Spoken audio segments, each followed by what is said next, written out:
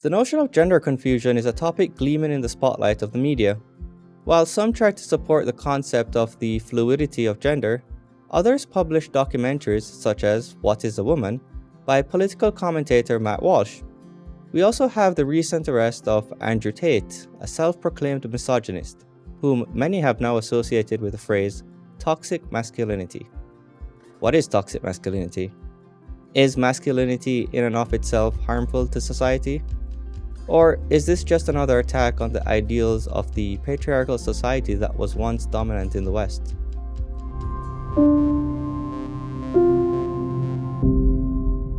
A quick Google search of the term toxic masculinity yields a result from Oxford Languages that defines it as a set of attitudes and ways of behaving stereotypically associated with or expected of men, regarded as having a negative impact on men and on society as a whole.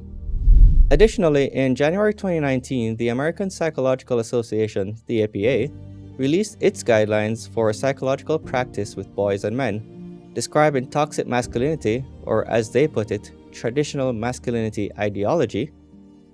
While the document doesn't explicitly state the definition of the term, the report released by the writers reveals their self-serving bias. Research suggests that socialization practices that teach boys from an early age to be self-reliant, strong, and to minimize and manage their own problems on their own yield adult men who are less willing to seek mental health treatment. The guidelines also state men are overrepresented in prisons, are more likely than women to commit violent crimes, and are at the greatest risk of being a victim of violent crime.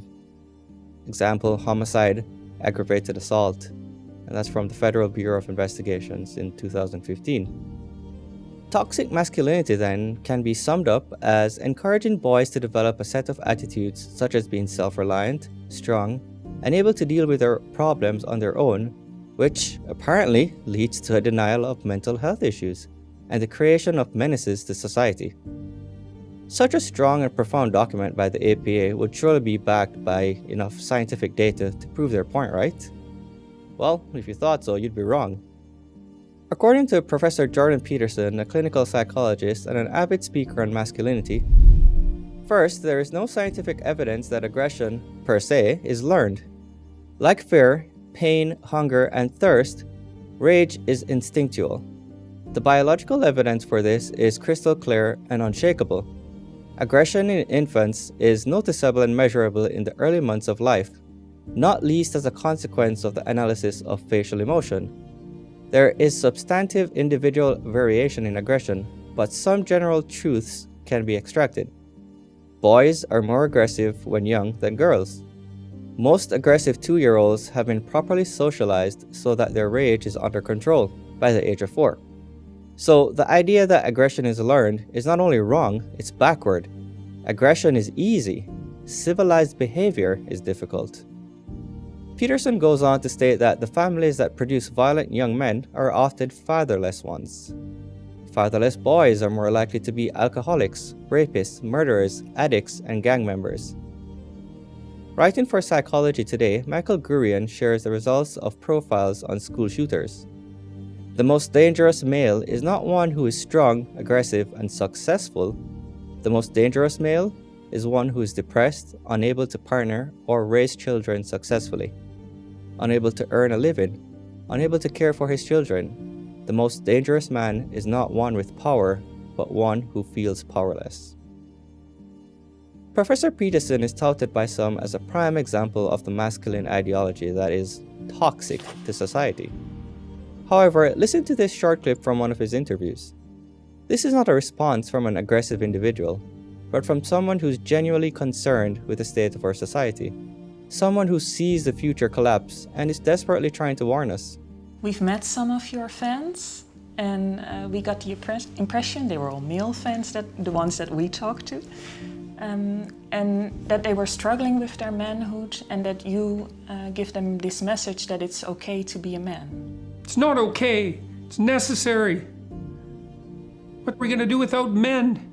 You look around the city here, you see all these buildings go up, these men, they're doing impossible things. They're under the streets, working on the sewers, they're up on the power lines, in the storms and the rain. They're keeping this impossible infrastructure functioning, this thing that works in a miraculous manner. They work themselves to death, and often literally, and the gratitude for that is sorely lacking, especially among the people who should be most grateful. You see university professors, especially of the social justice bent, who are among the most protected and privileged people that the world has ever produced. They take everything they have for granted, failing to understand entirely that there's a massive infrastructure of unbelievably hardworking, solidly laboring, working class men breaking themselves in half on a regular basis, making sure that everything that always breaks works. And so a little gratitude for that is in order. And it's very useful to tell everyone, not just men, that they have an important role to play, a necessary role, and that if they act properly and honestly and forthrightly, that they can put their lives together and they can help their families and they can make their communities better, and that that's not toxic masculinity, that appalling phrase. It's what keeps the world going round. If boys are to develop and survive in the modern world, which is an increasingly complex one, they need to be strong, to be stoic in the face of hard times, and resilient to survive, to be assertive and powerful, to uphold what is right no matter the opposition. However, these traits should be inherently woven into qualities such as tenderness, kindness, compassion, and fatherhood. Masculinity should be seen as a protective force against violence, not a trait that commits violence. This was in fact the teaching of generations of society when it was influenced by the Judeo-Christian ethic. Maybe that is worth revisiting. If you liked this video, please like, comment, and subscribe. And for more content like this, please visit our website at tomorrowsworldviewpoint.org.